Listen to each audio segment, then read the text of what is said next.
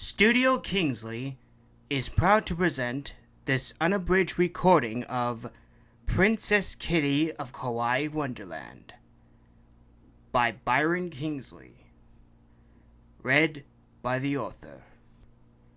This work is copyrighted 2022 by Byron Kingsley. This is a work of fiction.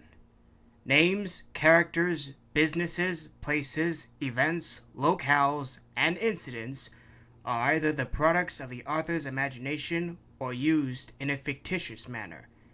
Any resemblance to actual persons, living or dead, or actual events is purely coincidental.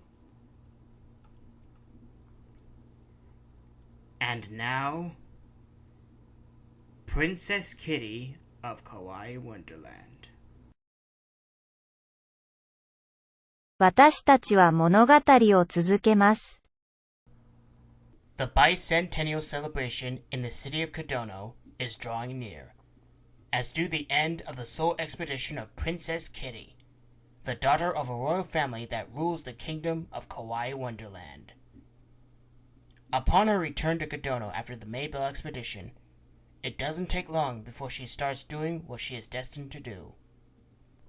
All throughout the week, she brings forth wonders no one in the streets could have imagined. She fixed that clock tower when it's broken.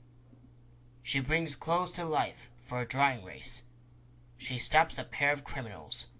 She happens to impress a girl's birthday party. And she brings forth a marvelous cat parade on Main Street. But it was during a torrential rainstorm where the climax took place. There, she encountered and fought an arashi bird to save two balloonists who were racing to Hong Kong. It didn't take long for these incidents to bring attention to the mayor of the city, Fritz Roger Donovan, the 20th. Alas, he insists that such phenomenon should not be tolerated, given that the thoughts of precision and order are the only things his city is known for. While Donovan is willing to do something about it, supernatural forces is willing to punish him and his entire city if he wishes to go against Princess Kitty and not welcome her into their society. It is also willing to drive Princess Kitty to both fully appreciate and succumb to the true nature of her own destiny. That's because her destiny is about to become altered by the forces around her. Volume 5. Welcome, Princess Kitty. Only those who risk going too far can possibly find out how far they can go. T.S. Eliot.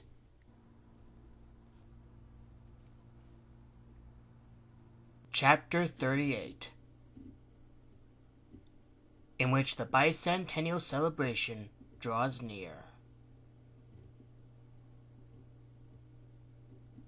In just a typical day like this, everyone in Kodono was going about their daily business, rushing from one place to another as traffic clogged the streets. Beneath the great blue bowl of sky, buildings reach up proudly, people in every direction. In fact, even the weather became very mild after a torrential rainstorm. It was very clear and a comfortable 70 degrees. Nothing about this day will be considered out of the ordinary, except perhaps just how ordinary is destined to be. More encouraged than ever before, Princess Kitty continues to aimlessly wander through Kodono, a city she knew so well, but it seemed so strange. Of course, all around her, the people were talking about her, and she could hear them very well, since they were pretty close. But she has chosen to not look at them and just keep walking. That's because she has nothing else to do. More important, people are starting to turn away from her. On the way, she spotted an old man with a black patch on the left side of his eye. There, she recognized him as the cat bus engineer, the Cat Queen's partner. "Engineer," she said, "the people in the city turn their heads away from me every time I show up. They were talking behind my back. Unpleasant things. I know, girl, he said. What do you think will happen eventually? Instead of planning which wonder you will show to them, have you thought of another place to go in this world outside Kodono? There can be no world outside of Kodono. I don't know what's happening just now, but I've tried so hard. Like that's going to make life easier for you. It ain't going to be long before all you have done to impress these people will be for nothing. I feel pity for you, Kitty. Pity for me? How come? The mayor wanted to focus on the Bicentennial, which means the people around you want to keep creatures like you and me quiet. Creatures? She exclaimed. Quiet! What will your boss say? My boss will not listen, he hissed. I've tried telling her many times, but everything I say happened to fall on deaf ears like they mean nothing. Then why are you here without her? Because I'm done with her. I'm on my own now. I don't want anything to do with that trollop no more. If you feel pity for me, I shall return the favor in pitying you. Why bother? I know what she's like. But right now I'm telling you this for everyone's own good. These people have the God-given right to believe in what is real and nothing else. Which means, even after the things you've done, this city will never welcome you. No matter how much you beg to exist. You are better off someplace else if you know it's good at the moment. Now you hold on! It was my royal duty as the cat daughter of KAWAII Wonderland that I shall continue to be making friends out of grown-ups, and for nearly 3 weeks I worked twice as hard to impress them with great things no one has ever seen before. It is my destiny. I forbade myself to abandon it! Your destiny will be all for naught if you forbid yourself, Kitty. As long as you're still roaming around these streets, despite the things you've done, they would simply brush it off like it meant nothing. To a grown-up, you're not real, and you don't exist. Do you understand that? And concerning your friends, especially grown-up friends, they will eventually leave you, one by one. Then they'll leave you with no one, all isolated and alone, forever. You will cease this lecture at once! She snapped. I will not let my friends leave me no matter what! You'll see! Then she ran off. But when she stopped at the front of a radio store on Main Street, she can hear the voice of Brock Kincaid as he made his announcement. Please stand by for a message from Fritz Roger Donovan, our 20th and current mayor of our city. She then hears the calm, powerful voice of Mayor Donovan. Ladies and gentlemen, it does not please me to announce the following news, but I must do so. For the past 3 weeks, unexplained phenomena has plagued our entire city and our way of life, forcing us to question reality, like the notorious cat parade that has happened on Main Street just 3 days ago. As a result, from the citizens who are affected, they are willing to force me to do something about it. When they pin it on me during my scheduled meetings and appointments. For the past 3 weeks, I've decided to focus on something else. To ignore any talk of strange phenomena, only to end up difficult by the silly things that were stuffed in the heads of hundreds. But now, I will say this. For the good of our society, such unexplained phenomena with the Bicentennial in just days away will no longer be tolerated to the public. To ensure this notion, be advised that articles talking of such unexplained things will be blacklisted from the Cadonal Times, as well as other papers that were being published indefinitely, which means the employees will have to write stories of real things happening and nothing else. Surely, this appropriate action will make them get their head out of the clouds and plant both feet on reality. Right now, I can imagine what you must be thinking now. However, here are some words for thought. Can we really focus on something that's real without these types of nonsense getting into our heads? As mayor, see to it that it should be enforced, and unexplained phenomena shall remain unheard and unspoken for all time. If not, it'll not only be harder for those who are superstitious, it'll be harder for every person who resided, and that includes their children as well, knowing that they'll soon be old enough to know that such unexplained things aren't supposed to be real. They're not supposed to exist. And if they don't exist, they are not welcomed here in my city. The Bicentennial Summer Fair will go on as planned.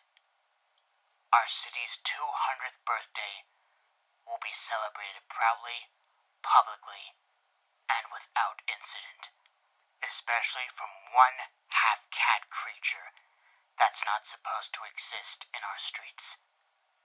I will not be tolerated any further with any more talks of such common lunacy. Thank you. And good luck to our coming Bicentennial.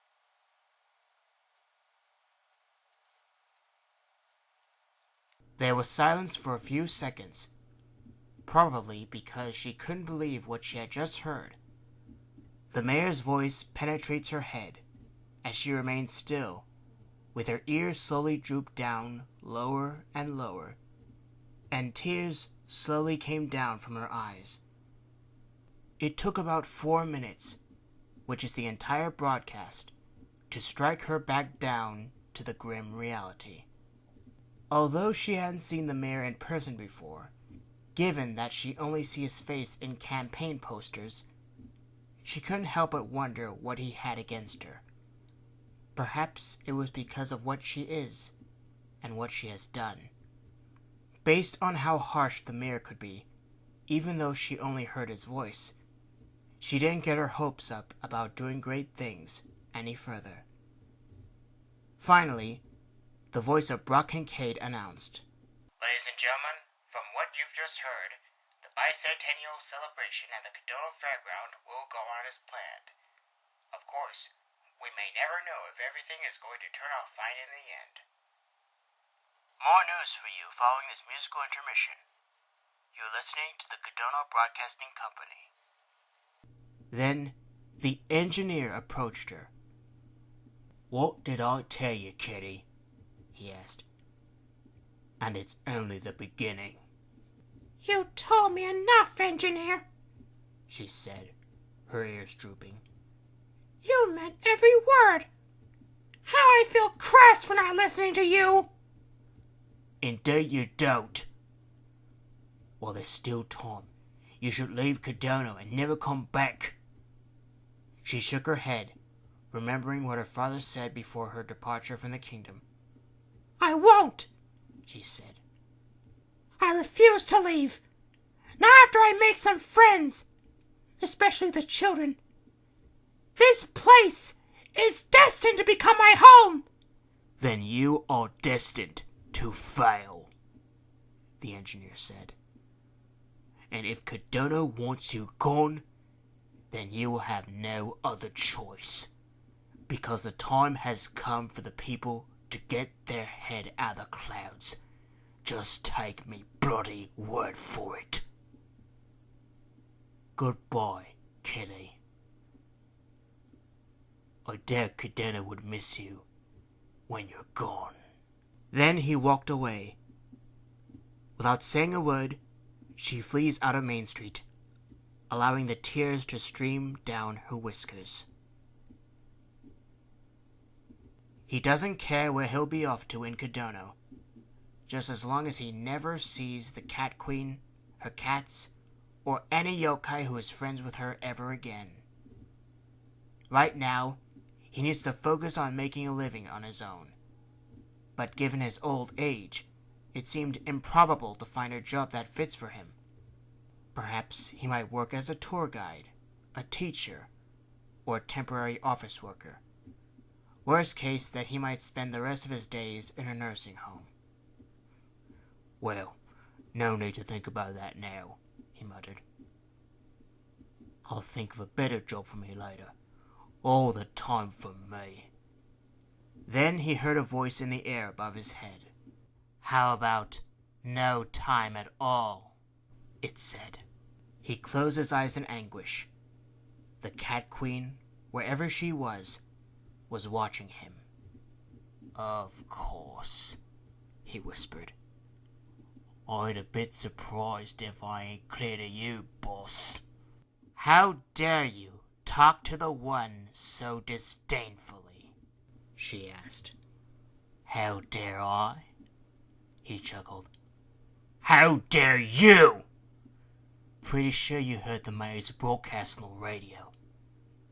That is enough to make you understand that everything you've done to help her is all for nothing. Wasted. By your words, especially what you said to the one, I will make you. That is the only truth, boss. Don't you get it? These people ain't gonna welcome her even if they have her begging. The mayor has all the power in Cadona. The entire city wrapped around his finger in just under 4 minutes. What do you got? I'll tell you. With Cadona wrapped around his finger, you got nothing.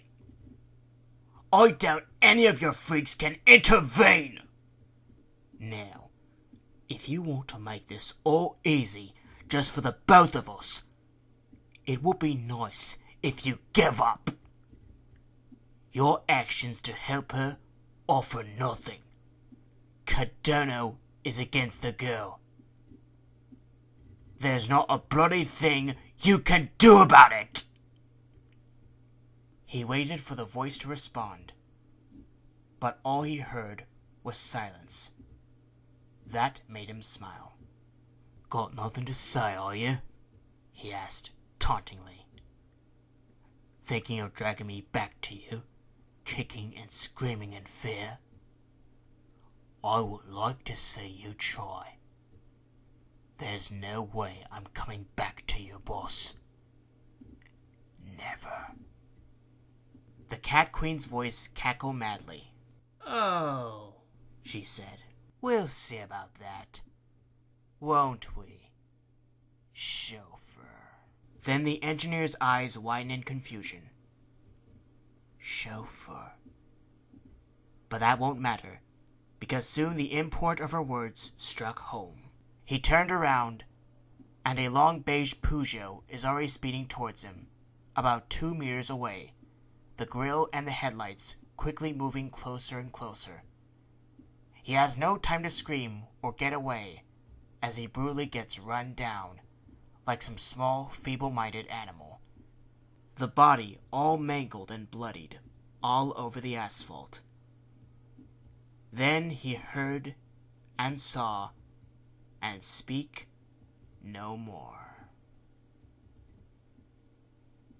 Earlier, the incident with the Irashi bird was, you've guessed it, brought to the attention of Mayor Donovan, resulting in assembling his council for another meeting.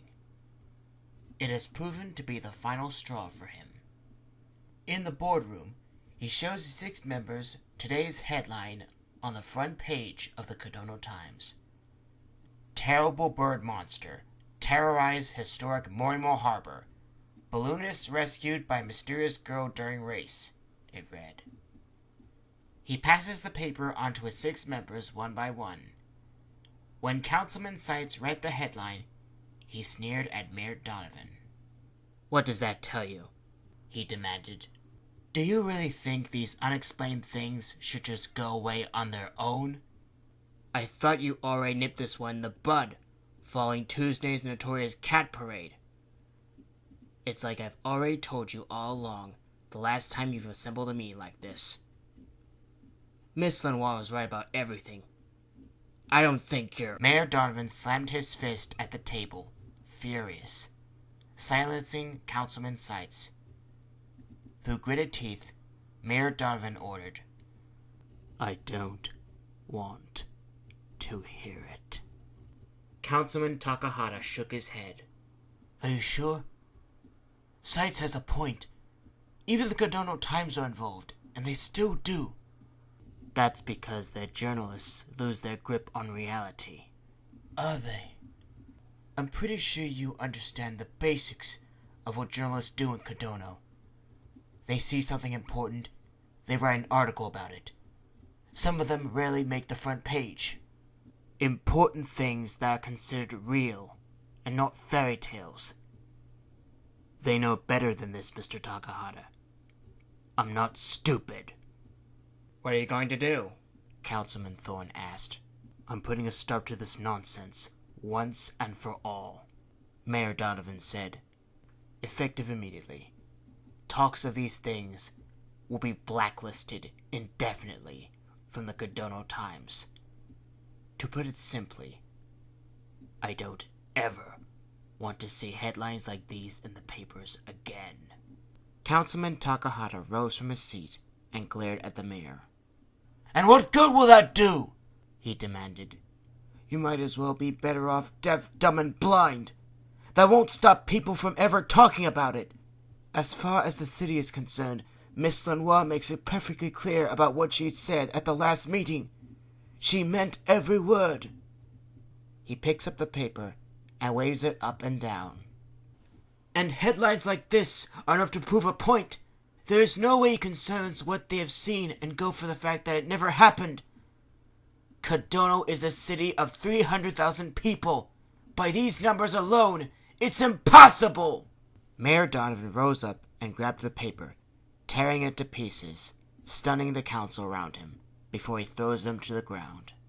"Then I will make it possible," he said, pointing his finger at Councilman Takahata. "I'm sure we make it perfectly clear we waste no time listening to fairy stories. You, however, I find you behaving irresponsibly. Not another word from you, Mr. Takahata. I mean it. One more word." "No!" Councilman Takahata yelled. "You shut up and listen! If Miss Lenoir was here, just like the last meeting, she won't be so kind this time." "You really think I'm supposed to be scared of Miss Lenoir?" Mayor Donovan demanded. "This is where I draw the line." "Not as scared as you're going to be if you don't do what she tells you," Councilman Takahata said. "But I don't think you'll ever welcome this cat girl to your city, as long as you care about getting re-elected. Ever wonder what Miss Lenoir meant about you suffering the consequences if you don't welcome that cat girl? That makes it clear that bad things can possibly happen to the Bicentennial with or without an incident from that creature. But I guess I don't think you'd understand, do you? And I hope you don't get re-elected. Given from what you're going to do, I don't think you deserve it. May heaven help you if things don't go your own way to make your city go back to normal, you hardened son of a bitch!" Then he was knocked back, probably because Mayor Donovan's fists smashed him squarely in the nose, knocking him to the floor. Silence immediately fell from the other members as Councilman Takahata groaned and got up to his feet, holding his nose, as blood poured from his nostrils and onto his hands.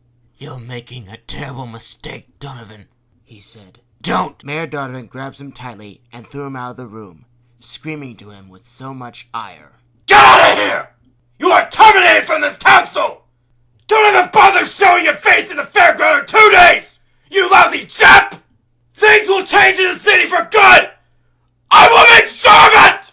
He slammed the door so hard, it's like a gun going off. He got back to his seat and takes a sip of water from the glass beside him, before clearing his throat. Mr. Thorne, if he doesn't leave after this meeting is adjourned, I want you to call the police. Yes, sir, Councilman Thorne said, without questioning. I'm sure we agree to this, Mayor Donovan announced. There shall be no more articles of these talks of unusual things published by the Kodono Times and every single newspaper in this city. I hope Mr. Takahata's termination gives you the clear picture of what I'm willing to do for the sake of my citizens. This is why precision and order must prevail. It is my intention to lead the city in the proper direction, to stop anyone from believing in such absolute nonsense. Without precision and order, the city won't continue to prosper towards the end of the 20th century. Before today, I never realized how selfish Mr. Takahata really is, or how disdainful, or how delusional. Hopefully, that should make him come to his senses. But if he keeps this up after the re-election, I'll make his life harder than it already is. Then the mayor's secretary, Alice Carroll, came into the room and said to him, Are you feeling well, Mayor? Good. Anyway, the CGK has just called for Morimo. Local ships have spoiled the Providence. Have they? He asked. She's just 65 miles away from the city. He was pleased with the news. Surely that made him completely calm down after his confrontation with Councilman Takahata. She went on. They say she's going to arrive in our vicinity within an hour at 55 knots. That means we must be efficient in order to get ready, he said. Notify the radio station that I'll be coming here to address the entire city. When the Providence arrives, have the sound trucks announce her arrival to the citizens. No time for a press conference? Councilman Seitz joked. This nonsense about these unexplained phenomena has gone completely out of control. Just be certain that I'm going to end this for good.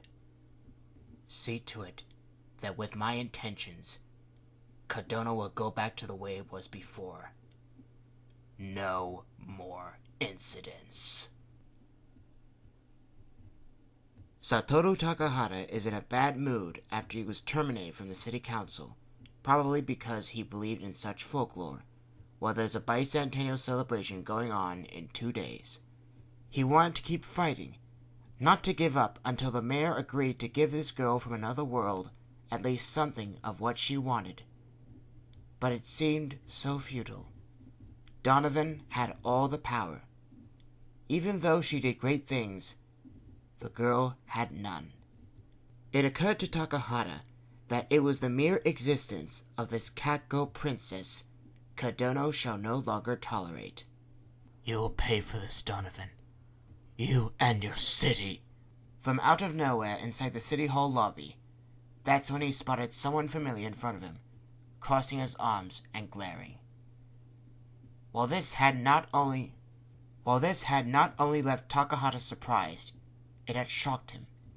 He hasn't seen the likes of Furukawa Ryotaro since the last meeting. It's like he was waiting for him. I want you to come with me, he said. What? Takahata asked, confused. Right now? At least let me clear out my desk first. I need my things. I'm afraid I can't do that, Mr. Takahata.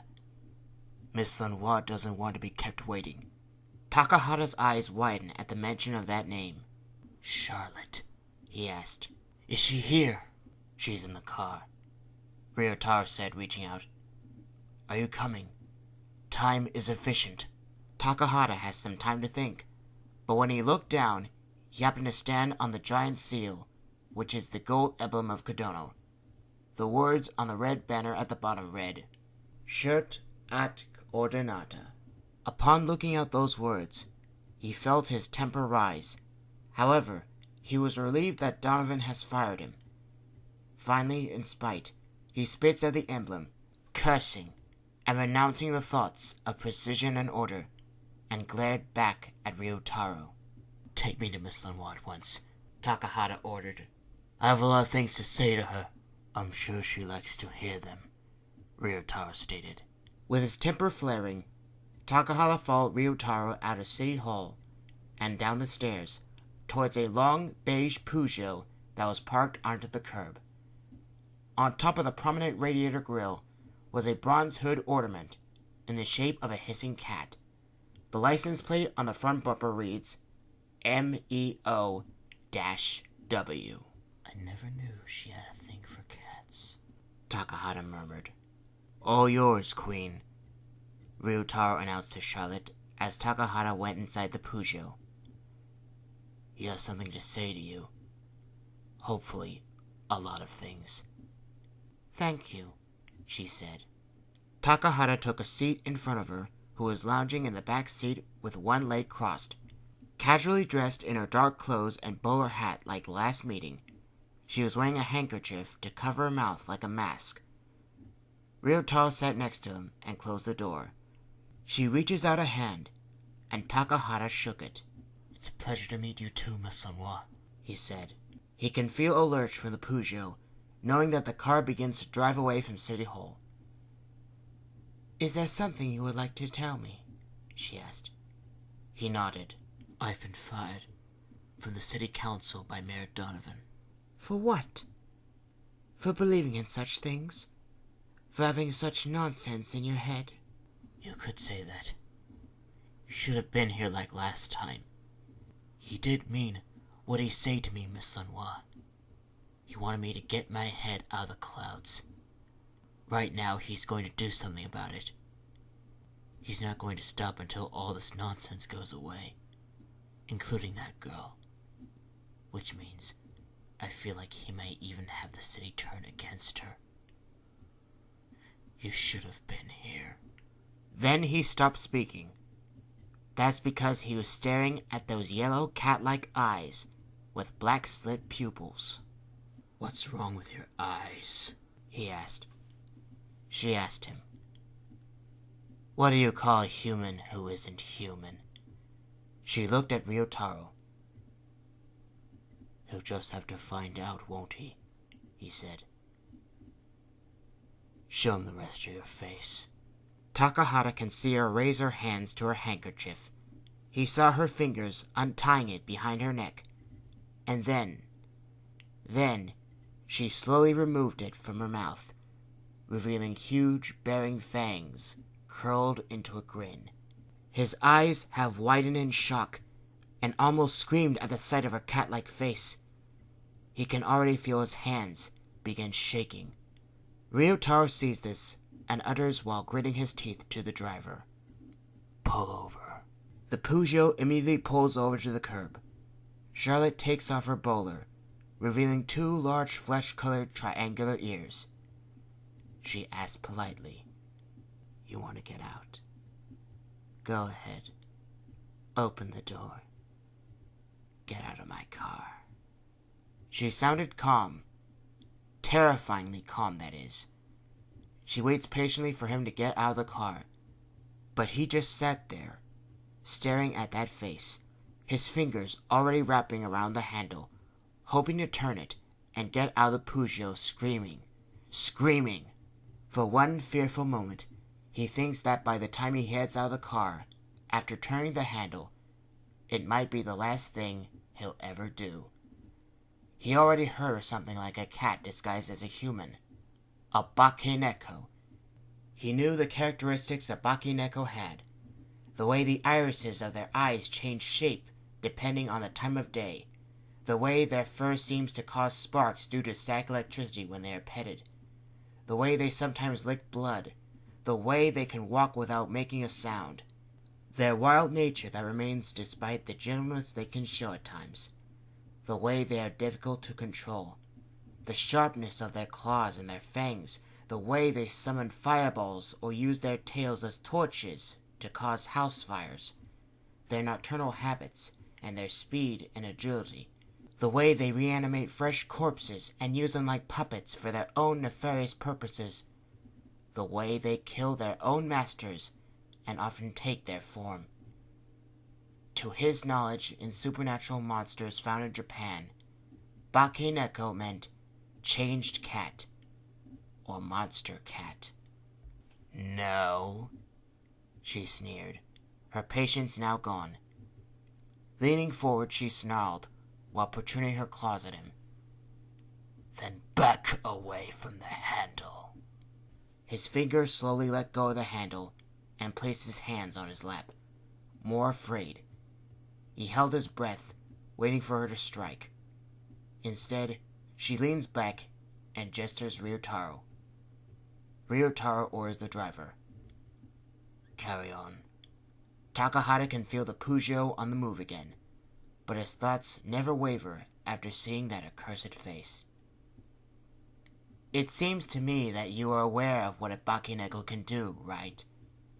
Like me? She demanded. Takahata quickly nodded his head, and trying to calm himself, she went on. Look at you now, Mr. Takahata.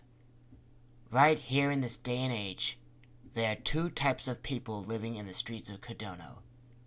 The people who accept the strange and unusual, like some kind of test about who we are as a people.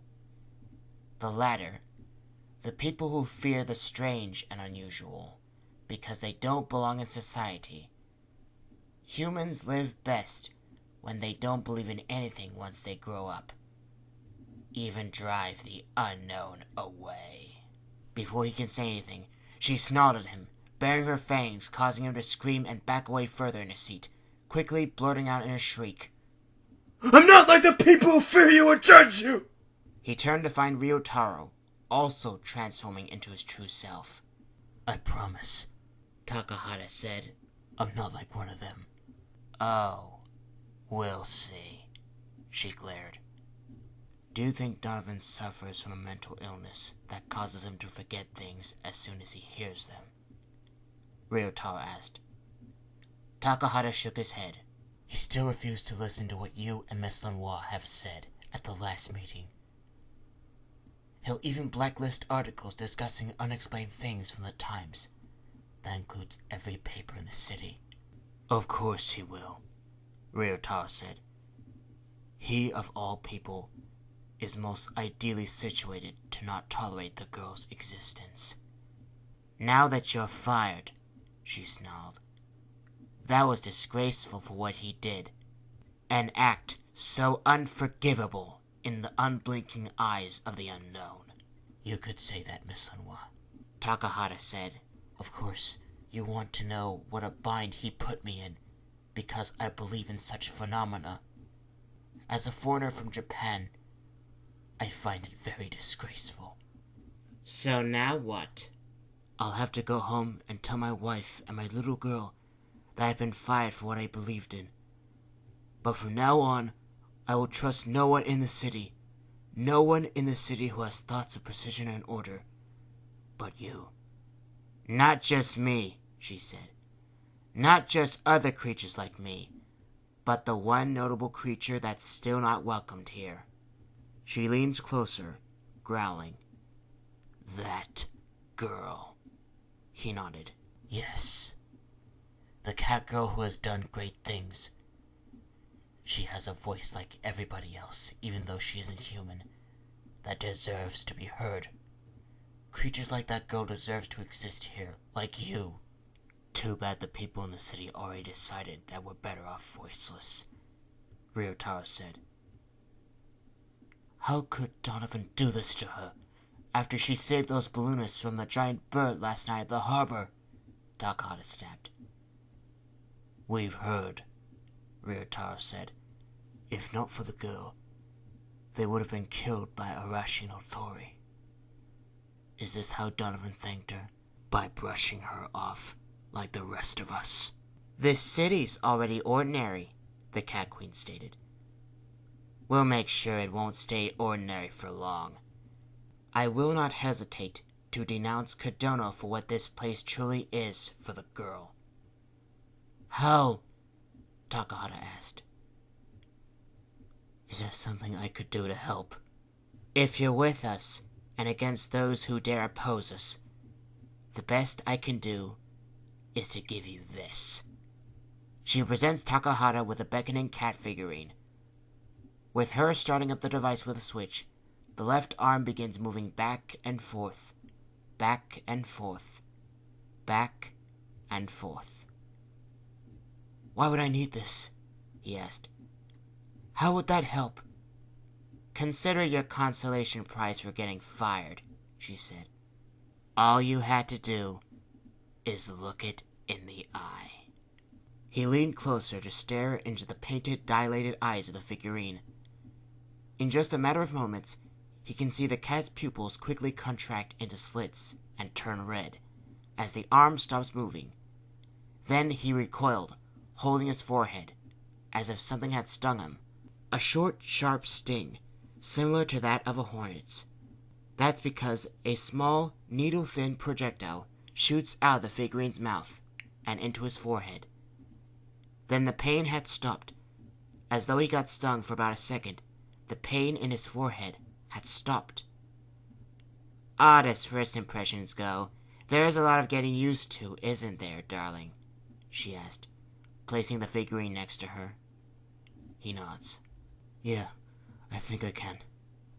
After all, I'm interested in folklore like you. Never even knew that you're one of the creatures I've heard, just like this cat girl, until you reveal yourself of what you really look like. You exist just to cause disorder and consternation at every corner. Don't worry, you'll see me more often. But where will you be, Miss Hanwha? I will give you my word that I shall be loyal to you.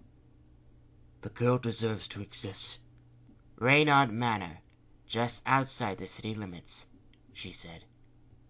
Then she covers her mouth to stifle her cackling. What's so funny? He asked. Can you tell me? Then he could see her transform, with her entire body becoming taller and covered in fur, her bosom pushing out further, and her tail jutting out from behind. She hardly looked like Charlotte Simone Lenoir at all anymore. That's because people like you call me either Miss Lenoir or Charlotte, like I'm some different person, darling, she said. I prefer to be called the Cat Queen. Cat Queen, he asked. Why would I call you that if you hardly look like a queen?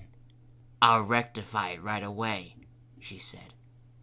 From here on in, we're going to be seeing each other again more often. Quite so, he said. You have my support. All of it. He stared out the window, only to see Princess Kitty walking down the sidewalk as the Peugeot drove past her. I saw her, he exclaimed. The cat girl! Stop the car! The chauffeur won't hear you, Ryotaro said. We're not stopping so you can talk to her. It's best if you leave her be, unless you want to protest in front of the queen. Takahata turned to look at the cat queen. He can hear her faintly hissing behind her fangs, and saw her claws protrude. Swallowing, he immediately said, No, I won't. She said, As soon as we take you home, you will take this figurine with you. Do not tell your wife or your child about me, except that you got fired from the council. He takes the figurine. I've decided to go with you, but I have to pack first. What will you be doing? Me? She asked. I won't be doing anything at the moment. But Miss Lenoir would. She wouldn't mind writing a strongly worded letter to Donovan herself.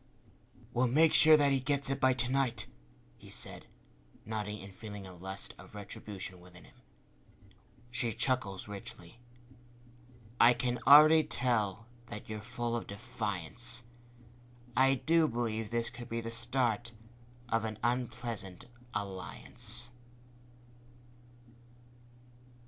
Princess Kitty stopped at a restaurant on Lexington Road. The sign read in black letters, Straw Hat Cafe.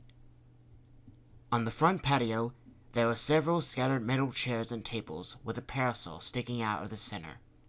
Seated was our friend Gifford Giff Rogers, now trying to make a living. He was dressed in a brown suit and brown shoes. He was waiting patiently for his order, his wallet in hand. Desperate, she approached him. I'm somehow relieved to see a familiar face again, she said. He looked at her, and he was shocked. Oh, Kitty, he said. It's been so long since I last saw you. I know, she said. Do you have something else to do? Are you going out fishing again? I'd be glad to join you, but just for a few days. He shook his head in disbelief. Not this time. I quit the fishing business. Then how are you going to get paid? She asked. Has Fred given you my share? I bought myself a piano with your money. However, I make a living, which won't be easy for me. My family wanted me to, besides having me write and perform music. I'm disappointed in you, Kitty. Why are you disappointed? When we returned to Moimo Harbor after 8 days at sea, we were swamped with reporters, and we were telling them about you. But none of them believed us, because you have vanished when we make port. I don't understand why you left us. Even my family doesn't believe me, Kitty. Told me to get my head out of the clouds and focus on what's important. If I don't, life will be difficult for me. Do you really think I would want that? She shook her head. Her ears drooped sadly. I had to. For what reason? He asked.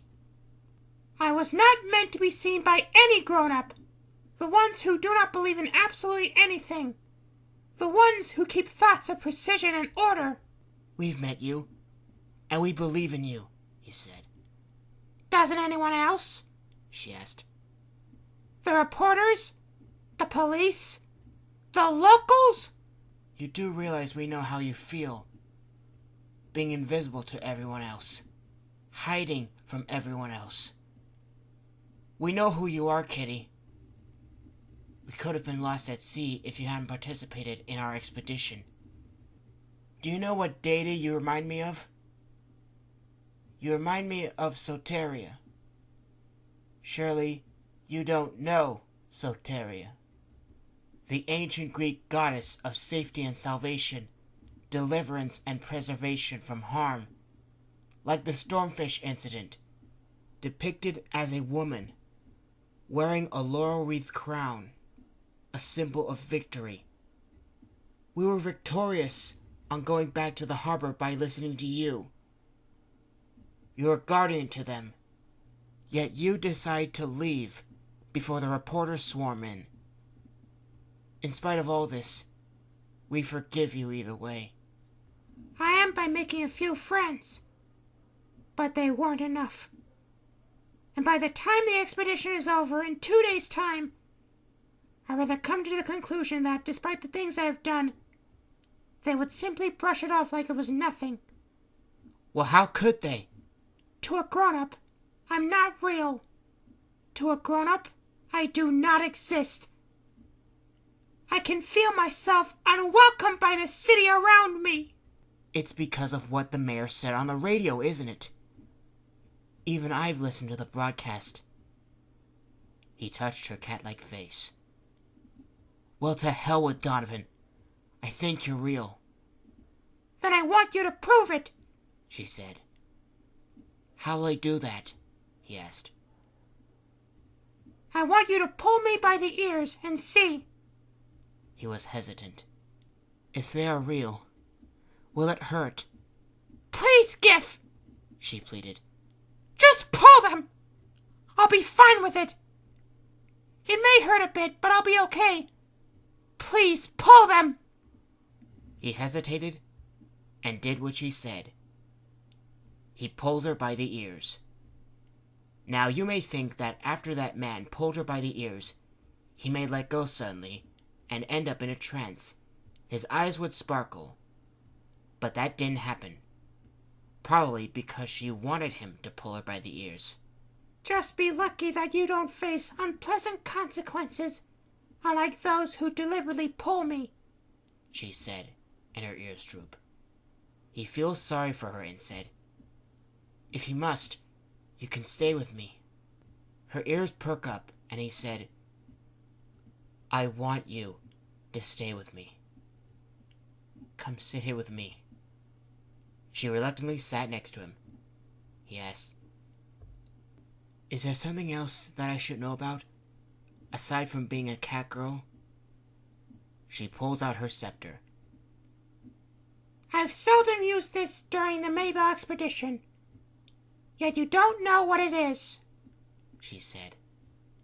"This is my Neko scepter, the main source of some of my powers. Without it, I wouldn't be able to use some of my abilities. An elegant gift as a symbol of sovereignty to the Princess of KAWAII Wonderland." "Tell me more," he said. "What is KAWAII Wonderland like?" She explained.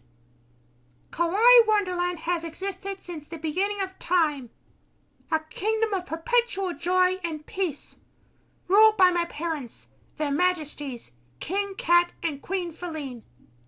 I came to this world to make myself feel right at home, do great things the same way I do back where I'm from.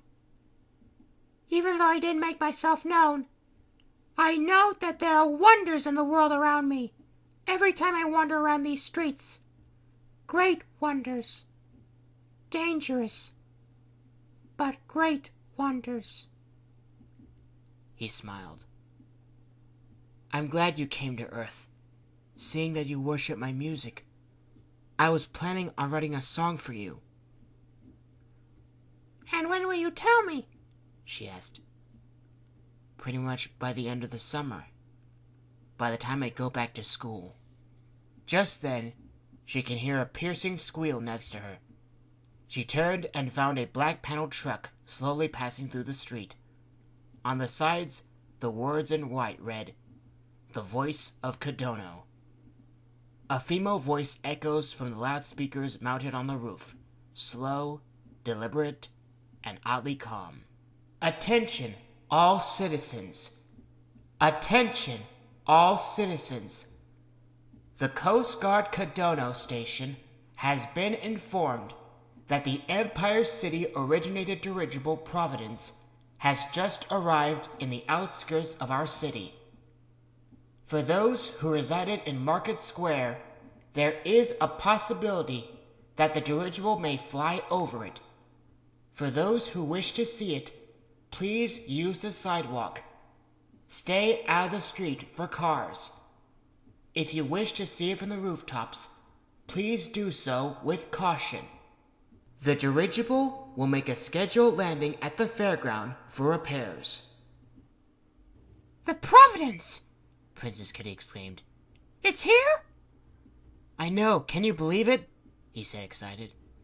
"She's finally here, just in time for the Bicentennial.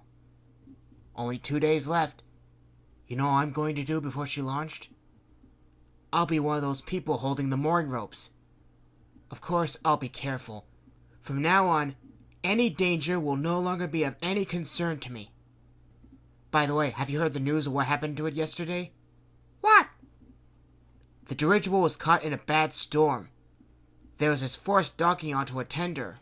Can you believe that? Flying in a torrential rainstorm, and she's still in one piece. She's not even like the Akron," "I'm glad the dirigible is coming here where it's safe," she said. Then she thought, "I believe that must be the same storm the Arashi bird was present. And yet, it might have spared the lives of those people inside the dirigible. But why?" "Are you coming to the fairground in 2 days and celebrate the Bicentennial?" "I was expected." "Perfect. Then no matter what, never listen to what Donovan said.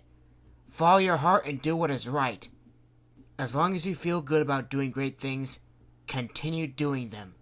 I'll meet you at the fairground." "Will you be seeing the dirigible at the square?" "I'm staying for my food." She runs off, leaving him with the waiter returning with his order. However, a tall, slender woman with black hair and a bob cut calls out to the princess. "You haven't heard?" Excuse me? Princess Kitty asked. The woman puffed her cigarette from a holder and said, "If you wish to see the Zeppelin, why don't you head up to the rooftops and see it from above? I hear that the men are even on top of them just to see it in the sky." Oh, thank you. That's great. I don't have to climb to the top. I'll jump to it. "Oh, can you?" the woman asked and turned away. "Try not to get hurt." Princess Kitty leaped from facade to facade until she's up on the roof. Then her eyes went wide.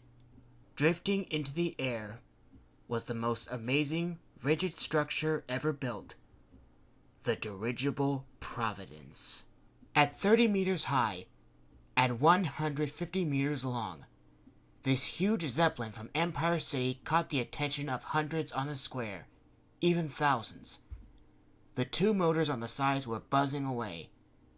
At the back of the control cabin, the huge blue, white, and orange flag of Empire City continuously flutters from a pole. There was a burst of excitement as she decides to get to the square herself. She leaped from roof to roof towards Market Square. From the red-tiled roof of a hotel, looking down at the people at the square, she talked to herself. Look at how many people there are. Too many, if you ask me. Oh, yes. I must not let the words of Donovan get in the way of fulfilling the destiny my father has given me. No matter what anyone else say, I know for a fact that I'm not going anywhere. I'm getting to like this city more and more, especially where the dirigible is going to be at the fairground. May the world shine for me today! She decides to pull out her scepter and encase herself in a bubble. She flies off into the sky. Why, you couldn't possibly believe that she, like the Zeppelin, can see the whole city from this high up. She can watch the Zeppelin lower their mooring ropes, while it makes the descent towards the fairground. As she watches, through her ears, she heard a terrible explosion.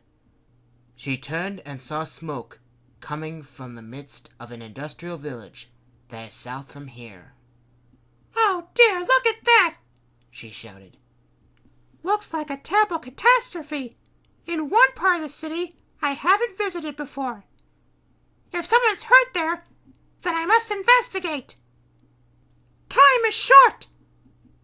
The bubble drifts down towards the village and towards the smoke.